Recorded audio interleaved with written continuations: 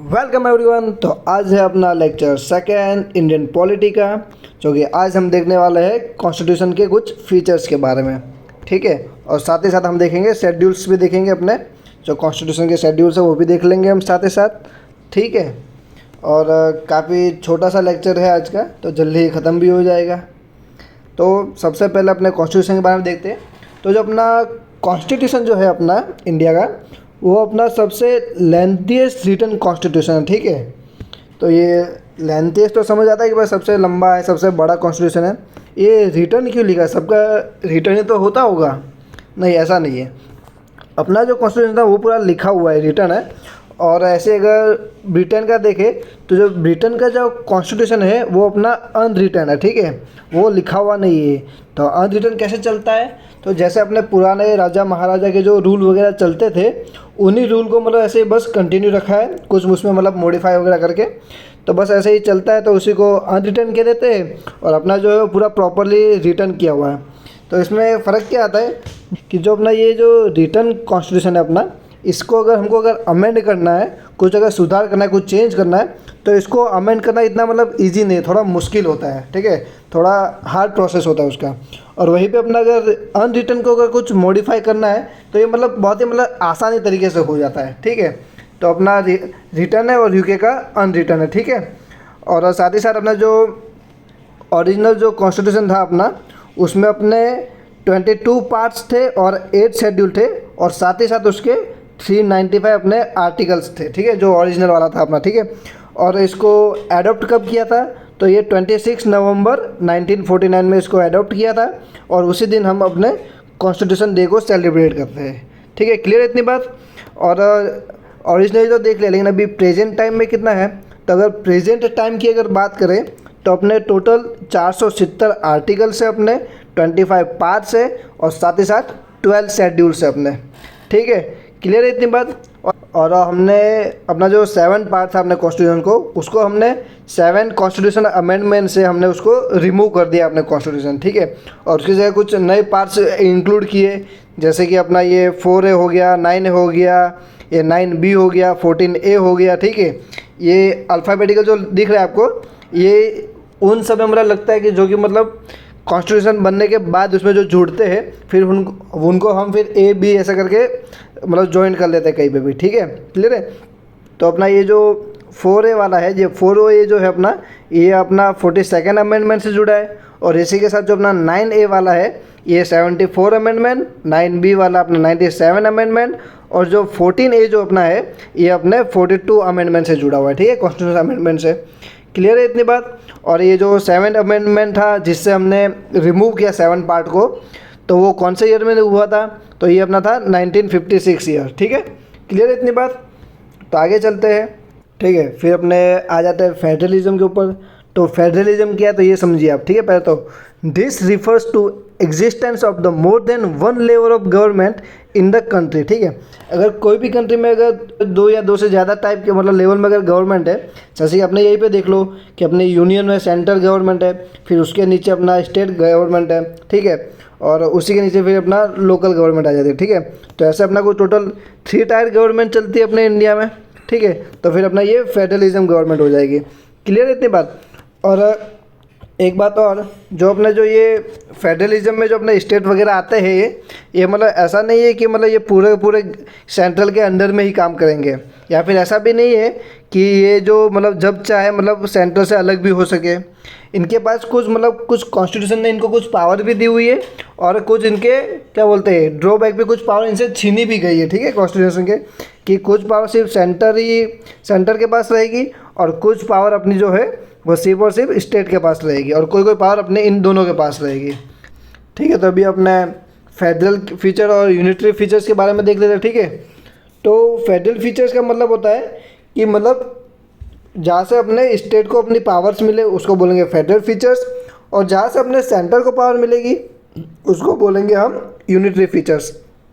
ठीक है, तो अभी देख लेते भाई कहाँ कहाँ से किस चीज़ को पावर मिल रही है। तो अपना जो स्टेट है, तो उनमें सबसे पहले तो अपना रिटर्न कॉन्स्टिट्यूशन से पावर मिलेगी अपने स्टेट को। ठीक है, तो ये कैसे? जैसे हमने देखा कि भाई जो अपना रिटर्न कॉन्स्टिट्यूशन होता है उसको मतलब अमेंड करना मतलब काफ़ी मुश्किल है इसको अमेंड करना, ठीक है, इजीली अमेंड नहीं हो सकता। हाँ भाई, ये इसको अमेंड करने की जो पावर है वो यूनिटरी के पास ही है, लेकिन जबकि ये मतलब काफ़ी हार्ड प्रोसेस है, ठीक है, तो आसानी से यूनिटरी वाले इसको अमेंड कर नहीं पाएंगे। अगर इजी होता तो ये सारे मतलब अमेंड कर करके सारी पावर अपने पास रख लेते हैं, ठीक है। तो इसलिए अपना जो रिटर्न कॉन्स्टिट्यूशन है अपना ये फेडरल फीचर्स के अंदर आ जाएगा, ठीक है। फिर उसके बाद अपना आता है ये अपना सुप्रीमेंसी ऑफ द कॉन्स्टिट्यूशन, ठीक है। तो कॉन्स्टिट्यूशन की सुप्रीमेंसी होगी कि भाई जो कॉन्स्टिट्यूशन में लिखा है वो सबसे ऊपर रहेगा, ठीक है, वरना तो भाई यूनिटरी अपने तरफ सारी पावर खींच लेगा, इसमें भी वही चीज़ है सब, ठीक है। अगर थर्ड पॉइंट की देखें तो यहाँ पर लिखा है कि भाई रिजिड ऑफ कॉन्स्टिट्यूशन के बारे में यही है जो मैंने आपको ऊपर बताया है कि भाई रिटर्न कॉन्स्टिट्यूशन को अमेंड करना मुश्किल है, तो मतलब ये इसको रिजिड की फॉर्म में हम देखते हैं कि भाई ये रिजिड इसको अमेंड नहीं कर सकते, तो ये इसलिए अपना फेडरल फीचर में आ जाएगा। और अगर इसी की जगह अगर फ्लेक्सिबिलिटी ऑफ कॉन्स्टिट्यूशन आता तो फिर वो अपना यूनिटरी फीचर्स में आता, ठीक है। फ्लेक्सिबिलिटी की उसको अमेंड तो किया ही जा सकता है, ठीक है, तो इसीलिए फ्लेक्सिबिलिटी ऑफ कॉन्स्टिट्यूशन आएगा अपना यूनिटरी फीचर्स में, ठीक है। उसी के साथ फिर अपना आ जाएगा इंडिपेंडेंस ऑफ जुडिशरी है, ये भी अपना फेडरल फीचर्स में आ जाएगा, ठीक है। फिर अपना ये अपना बाइकैमरलिज्म, ठीक है। तो जैसे कि हमको पता है कि अपना यूनियन में अपना एक लोकसभा होता है, एक राज्यसभा होता है। जो अपना ये राज्यसभा है, इस राज्यसभा के जो मेंबर है वो आते तो अपने क्या बोलते हैं ये लेजिस्लेटिव असेंबली में से आते हैं जो अपना स्टेट में होती है, ठीक है। तो इसीलिए हम बोल देते हैं कि जो अपना बाइकैमरलिज्म है वो भी अपना फेडरल फीचर्स के अंदर में आता है, ठीक है। और एक अपना ये डुअल गवर्नमेंट होता है जो कि अपने यूएस में अपने को देखने को मिलता है, ठीक है, डुअल गवर्नमेंट वाला। तो ये अपना डुअल गवर्नमेंट भी अपना फेडरल फीचर्स में आएगा कि भाई तुम इंडिया के तो नागरिक हो ही हो, साथ ही साथ आपको क्या बोलते हैं स्टेट की भी नागरिकता लेनी पड़ेगी। जैसे बिहार हो भाई, बिहार की नागरिकता लो, इस प्रकार से। अब देख लेते हैं भाई अपना सेंटर में कौन कौन से यूनिटरी फीचर्स कौन कौन से। तो सबसे पहले तो अपना सिंगल कॉन्स्टिट्यूशन है, ठीक है, तो अपना एक ही कॉन्स्टिट्यूशन है, तो पता ही है हमको, तो अपना ये यूनिटरी फीचर्स में आ जाएगा। फिर अपना आएगा कि सिंगल सिटीजनशिप, जैसे आपको पता है भाई इंडिया में सिंगल सिटीजनशिप है, ठीक है। तो ऐसा है कि भाई तुम सिर्फ इंडिया के ही नागरिक हो, ऐसा नहीं है कि तुम बिहार के भी अलग से नागरिक हो, गुजरात के अलग से नागरिक हो, राजस्थान के अलग से नागरिकता लेनी पड़ेगी। तो अपने इंडिया में सिंगल सिटीजनशिप है, ठीक है। फिर अपना इंटीग्रेट जुडिशियरी है, ठीक है, इंटीग्रेट है, अपना सुप्रीम कोर्ट आएगा, फिर उसके नीचे अपना हाई कोर्ट रहता है, फिर अपना लोकल का वो क्या बोलते हैं कोर्ट्स वगैरह रहते हैं। तो इस प्रकार से अपना इंटीग्रेटेड जुडिशियरी होता है, वो भी अपना यूनिटरी फीचर्स में आ जाता है, ठीक है, ठीक है। फिर अपना आता है ऑल इंडियन सर्विस, जैसे कि अपना आईपीएस हो गया, फिर अपना ये आईएएस हो गया है, आईएफएस हो गया, ठीक है। इन सबको अपने यूनियन वाले ही मतलब इनको देंगे ना पोस्ट वगैरह, ऐसा तो है नहीं भाई कोई स्टेट वाला दे देगा। तो इसलिए अपना ये आईएएस आईपीएस वगैरह जो है ये अपना ऑल इंडिया सर्विस में आता है, ठीक है। फिर अपना जो अपनी एमरजेंसी प्रोविजंस होती है वो भी अपना यूनिटरी फीचर्स में आ जाती है, ठीक है। और उसी के साथ साथ अपना जो अपॉइंटमेंट ऑफ जो गवर्नमेंट होता है, अपॉइंटमेंट गवर्नर्स वगैरह का, वो भी अपना यूनियन फीचर्स में आ जाता है। क्लियर है इतनी बात। और एक बात और, जो अपना इंडिया है वो फेडरल तो है, लेकिन जो अपना इंडिया का फेडरलिज्म है ये फेडरेशन विथ यूनिटरी बाइस है, ठीक है। मतलब कि जो फेडरेशन तो है इसमें, ठीक है, कि मतलब शक्तियों का पावर्स का बंटवारा तो किया हुआ है, लेकिन इसमें स्ट्रॉन्ग सेंटर है, ठीक है। ये बात क्लियर, इतना समझ आ गया। तो अभी आगे बढ़ते हैं, ठीक है। तो अभी अपना जो इंडियन का फेडरलिज्म है इसके ऊपर कुछ कमेंट पास की गई कुछ लोगों के द्वारा।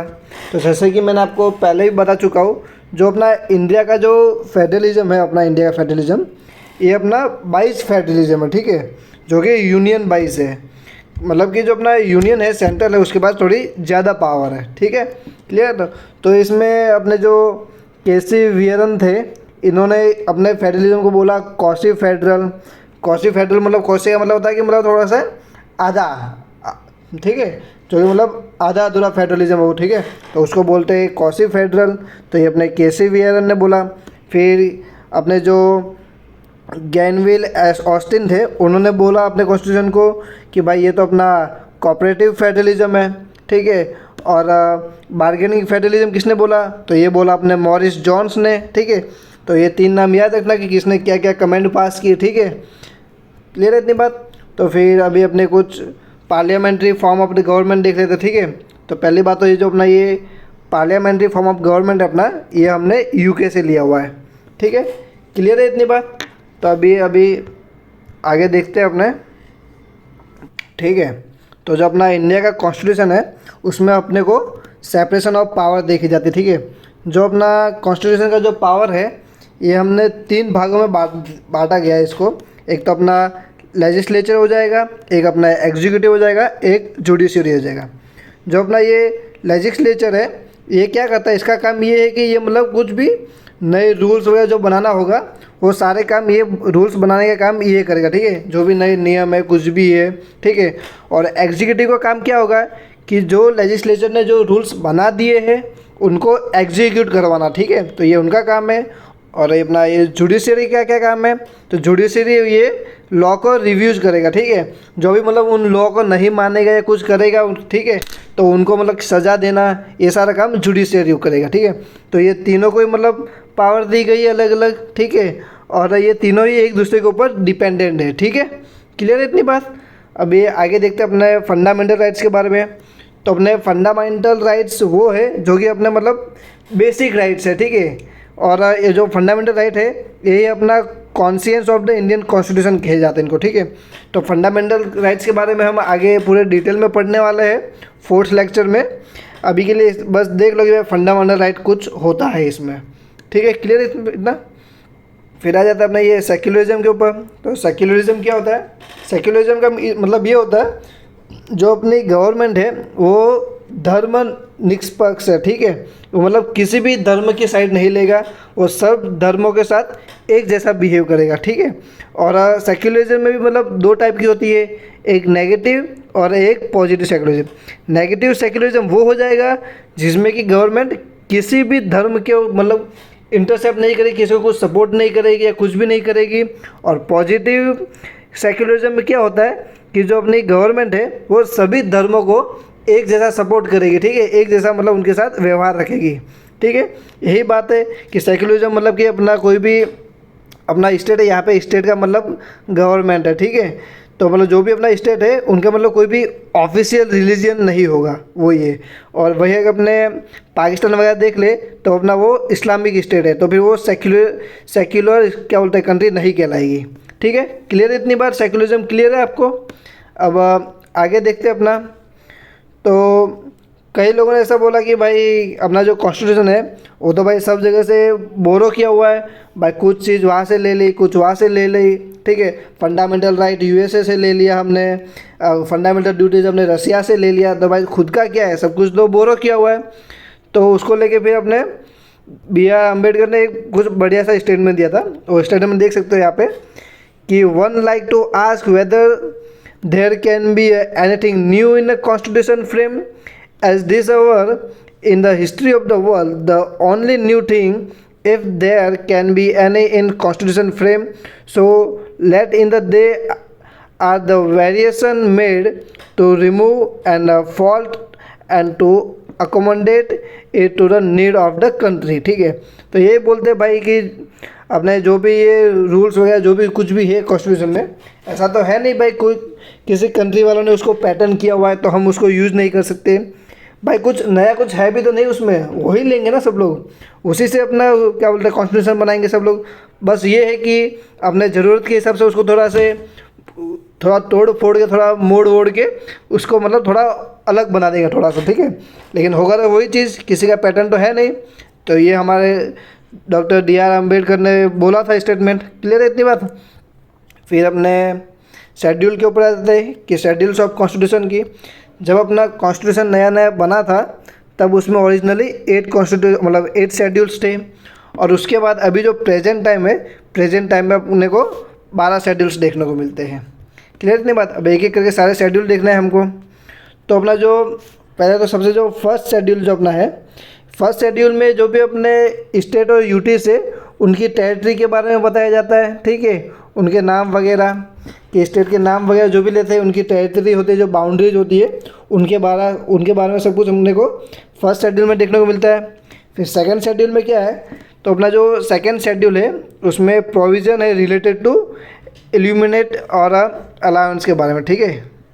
मतलब इसका क्या मतलब है सेकेंड वाले का, कि जो भी अपने प्रेसिडेंट हो गए, वाइस प्रेसिडेंट हो गए, गवर्नर हो गए, ठीक है, अपने chief justice of supreme court हो गए वगैरह हो गए, तो उनका जो भी मतलब ये पगार वगैरह होता है, सैलरी वगैरह, तो उन सब के बारे में अपने सेकंड शेड्यूल में लिखा हुआ है, ठीक है। और जो अपना थर्ड शेड्यूल है उसमें लिखा हुआ है ओथ एंड एफर्मेशन के बारे में। जो भी अपने मतलब एमएलए वगैरह बनते हैं, चुन के बन जाते हैं, उनको एक शपथ दिलाई जाती है। तो क्या शपथ है वो सब ये शेड्यूल 3 में आ जाएगा अपना, ठीक है। मिनिस्ट्री हो गए, एमपी हो गए, एमएलए हो गए, क्लियर इतनी बात। फिर अपना शेड्यूल 4 क्या कहता है अपना, तो अपना जो शेड्यूल 4 है ये बताता है कि भाई कौन से राज्य से मतलब कितनी सीट होगी राज्यसभा में, ठीक है। ये राज्यसभा में सीट अलोकेट करता है सभी राज्यों को, कि भाई आंध्र प्रदेश में कितनी होगी, मध्य प्रदेश में कितनी होगी, गुजरात से कितनी सीट होगी, ठीक है। तो ये अपना सब अपना 4th शेड्यूल में आ जाएगा। 5th शेड्यूल क्या बोलता है, तो जब अपना 5th शेड्यूल है ये मतलब अपने जो भी शेड्यूल एरियाज और शेड्यूल ट्राइब्स वाले जो स्टेट्स वगैरह है उनके बारे में बताता है, ठीक है। और अपना जो ये 6th वाला है वो भी यही है, provision related to administration of the tribal area के बारे में बताता है, ठीक है, कि ट्राइबल एरिया में क्या है कैसे नहीं है, ठीक है।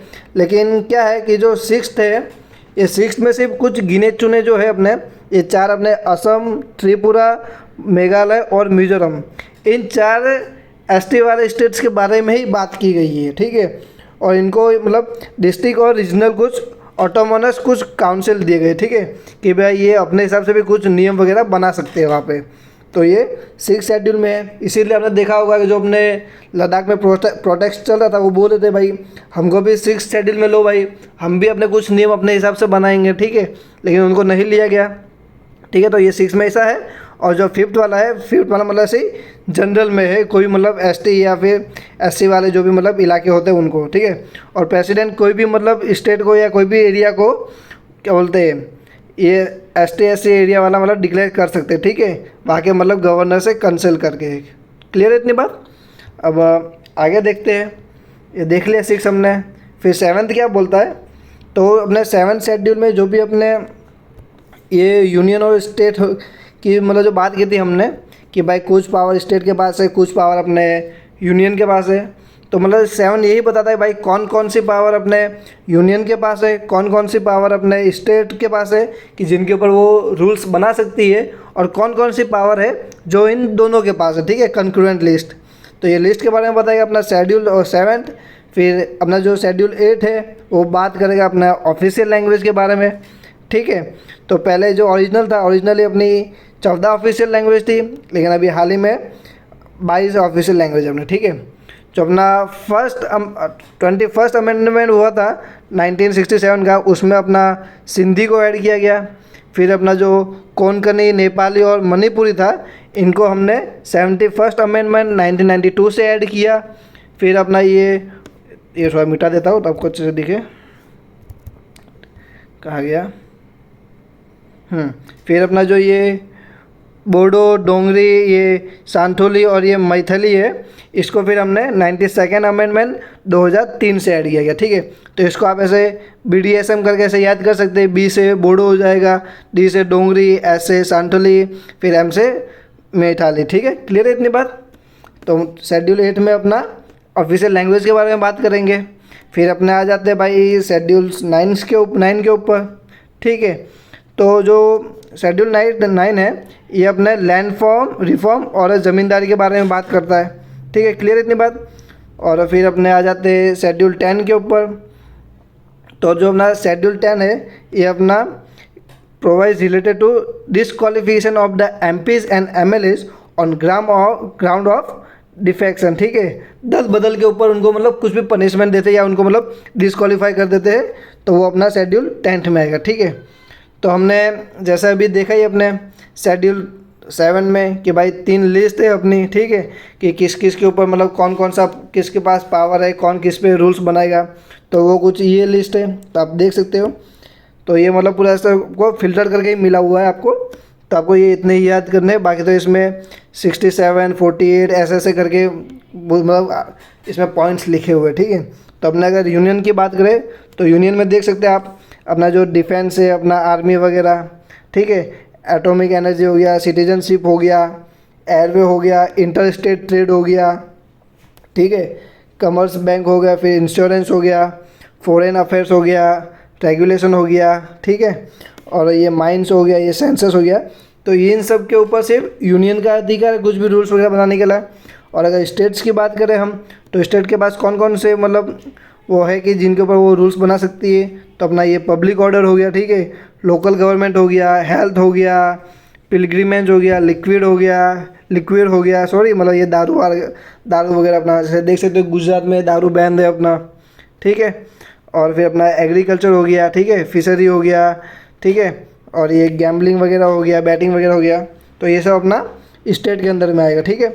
और कुछ ऐसे भी है जिनके ऊपर दोनों रूल बना सकते हैं, तो वो कौन से अपना कॉन्करेंट लिस्ट में कौन कौन से आती है, तो अपना ये मैरिज और डिवोर्स वाला आ जाता है, फिर अपना इंसॉल्वेंसी आ जाता है, ठीक है, बैंकक्रप्ट आ जाएगा, ट्रेड आ जाएगा, लेबर डिस्प्यूट हो जाएगा, इलेक्ट्रिसिटी आ जाएगा, एजुकेशन हो जाएगा, वेट एंड मेजरमेंट हो जाएगा। तो ये जो सारी चीज़ें हैं ये अपने कॉन्करेंट लिस्ट में आएगी, ठीक है। तो ये सब आपको देख लेना है आपको एक बार, ठीक है, क्लियर है इतनी बात। फिर अपना जो 42nd अमेंडमेंट था उसके थ्रू अपने कुछ ऐसे भी मतलब थे सब्जेक्ट जिनको हमने स्टेट लिस्ट से कॉन्करेंट लिस्ट में भेजा गया, तो वो कौन कौन से है, तो सबसे पहले अपना एजुकेशन आ जाएगा, फिर अपना फॉरेस्ट वाला सब्जेक्ट आ जाएगा, ठीक है, वेट एंड मेजरमेंट हो गया, फिर protection of the wild animal and birds हो गया, और एडमिनिस्ट्रेशन ऑफ जस्टिस हो गया।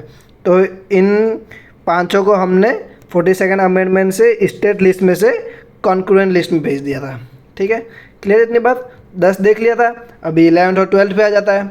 जो अपना 11th शेड्यूल है इसमें क्या है, इसमें पंचायत के बारे में पूरा बताया गया है, ठीक है।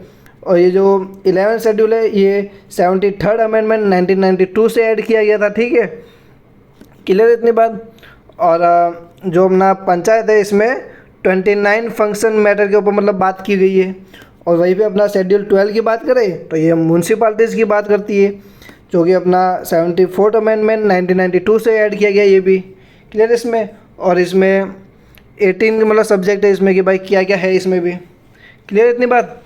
और ये कुछ क्लासिकल लैंग्वेज लिखी हुई है, तो जैसे हमने ऑफिशियल लैंग्वेज देखी थी ना, तो ऑफिशियल लैंग्वेज तो एक अलग चीज़ हो जाती है, और एक अपना ये क्लासिकल लैंग्वेज है। अगर ये देखना तो देख सकते हो आप, ऐसे तो हम आगे स्टैटिक में मतलब देखने वाले स्टैटिक जीके में, तो यहाँ पे देख सकते हो कि क्लासिकल लैंग्वेज कौन से है। तो पहले तो अपने ये 6 हुए करते थे, तमिल, संस्कृत, तेलुगु, कन्नड़, मलयालम एंड ओडिशा, लेकिन फिर बाद में इसमें 5 और ऐड हो गए। कौन कौन से ऐड हुए, तो अपना ये पाली हो गया, प्राकृत हो गया, मराठी हो गया, ठीक है, असमीज हो गया, बंगाली हो गया, ठीक है। तो ये टोटल मिलके फिर 11 क्लासिकल लैंग्वेज हो गई अपने, क्लियर इतनी बात।